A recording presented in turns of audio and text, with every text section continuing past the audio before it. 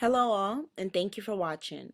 Today I'm going to discuss how our business is going to go from a regular 9 to 5 American business to a whole new level virtual world business. I'm going to touch upon the do's and don'ts on code of ethics, code of conduct in virtual world, focused on our Bobcat Industries. So, Code of conduct and integrity policy for doing business in virtual world platforms like Second Life are very tricky to follow since you have to both keep the code of conduct of your business as well as wanting to enjoy the virtual world as yourself. Here at Q Bobcat Industries, we're going to jot down exactly what code of conduct we expect from you, as well as your do's and don'ts outside of work. What is a virtual world? A virtual world is an online community in which users can interact with one another. A very common virtual world platform will be Second Life. Q Bobcat Industries in a virtual world. So why do we want to transition to the virtual world? The reason being is because we can host virtual meetings, which I will elaborate on later. We can reduce event expenses.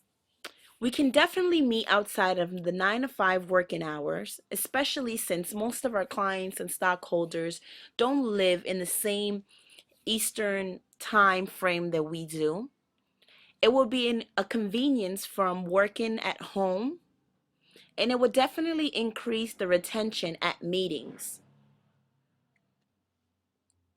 Some businesses that are actually in today's society doing virtual meetings and so forth kind of events are IMB and Cisco.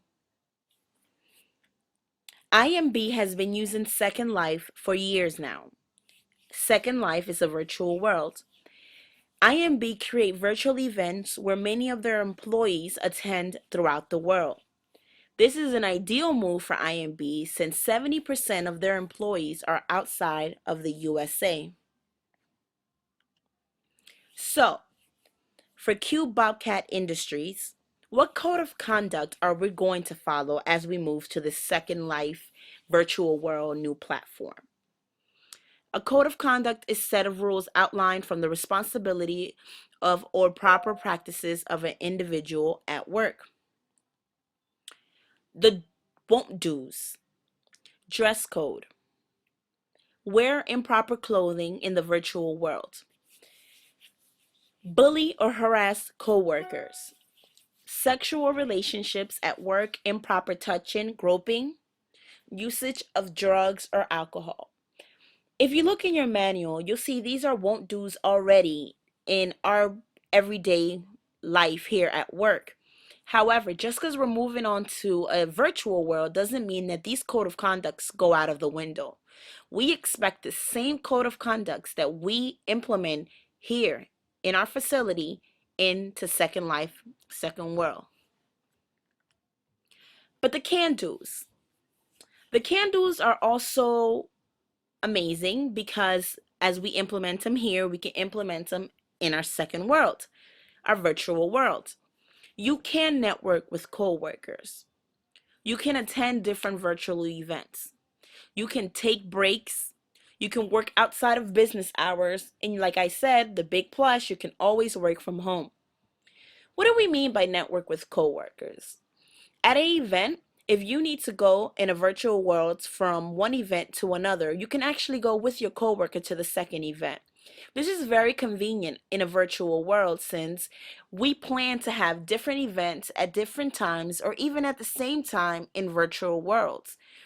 In real world, if you were at an event from 2 to 5 and it was in, for example, New York, and you would like to go to another event that starts from 6 but it's in California, it's more than likely you're not going to be able to go to both events. The positive is that in virtual worlds, you will most likely be able to attend the event, as all you have to do is leave one event and head to the next event in the virtual world. We also are allowing our employees to take breaks in virtual worlds. Again, you take breaks here at work. Some of you have to take breaks due to health reasons. So just because you're in a virtual world and you might be in the comfort of your living room doesn't mean that you have to stick straight on the computer without any breaks. We do allow breaks, but of course, code of ethics, and we expect you to be honest about these breaks and come back to the meeting or business or job training that is being placed in these virtual worlds. Let's discuss the won't do's outside of business hours. You may be wondering, why do we even have this slide up? Well, we have this slide up because some of you might not only use this virtual world platform just for our business purposes. You might enjoy it so much that you might want to log on or go back into this virtual world as yourself, as a pseudo of yourself.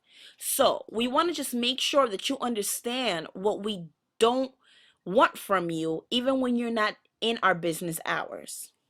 You shouldn't be gambling. You shouldn't be doing any type of bribery.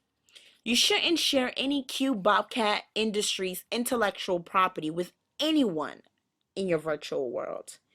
You shouldn't be using derogatory racial slurs. You shouldn't condone any vices. You shouldn't be dealing with prostitution, drugs, or alcohol.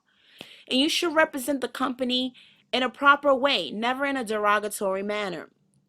Some of these points are already in different virtual world code of conducts where they tell you you should not be engaging in these things. But we want to bring it up to your attention so you are also aware, that we are aware, that you should not be doing this outside of work, or even definitely not at work. But let's talk about what you can do when you're outside of business hours. We also expect for you to explore virtual worlds. We want you to get to know the place. We want you to be able to refer friends to it, to be able to show people around due to what you've done outside of business hours. You can go out with your friends and enjoy your friends.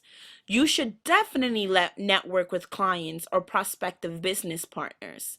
You should definitely take the prospective clients out on company's card, which basically, if you decide to go ahead and be part of this new virtual world movement, you'll understand there's a difference between real human money, American money, and virtual world money, which can be interchanged within real and virtual worlds.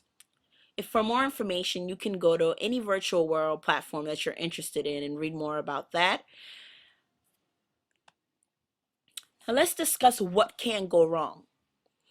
If you're caught doing any illegal activities, you can be reported in the real world and your job can be at stakes. Let me repeat that again. If you're caught doing any illegal activities, you can be reported in the real world and your job can be at stakes. There has been known cases of people being arrested in the real world over crimes committed in virtual worlds. If we find out, if it comes to our attention, you may be terminated. Other things that can go wrong is internet failure. Let's say we're having a meeting and you can't get access to a computer, or maybe the system is down for whatever reason. We will have quote unquote rain dates, which are going to be called internet failure dates. These are going to be dates that we're going to have for our virtual events if something like that does go wrong. Let's say you're afraid of identity theft and you're concerned that your identity will be taken if you enter this new virtual world that you're not aware of. Well, we advise for you to sign on with your business laptops or while you're at work. So overall, the benefits. Why are we participating in this virtual world? As technology grows and internet business expands, Q Bobcat Industries wants to be involved. We want to make events, meetings, seminars available via virtual worlds.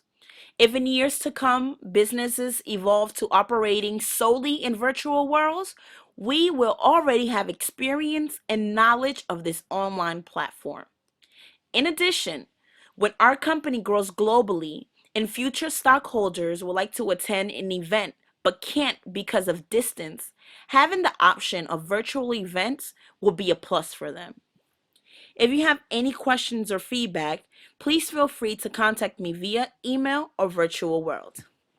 Thank you.